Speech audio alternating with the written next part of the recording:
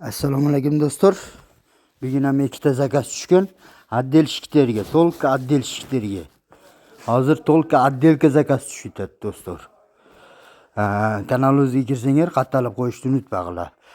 Отделка qiladigan bolalar bo'lsa, baylanishga chiqib keladi. O'zini ishiga javob beradigan bolalar bo'lsa, dokumentlarini qilib beramiz.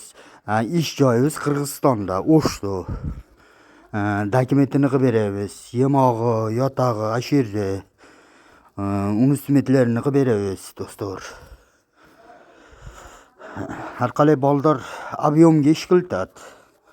Oynashi 1200 ming tushiradi do'stlar.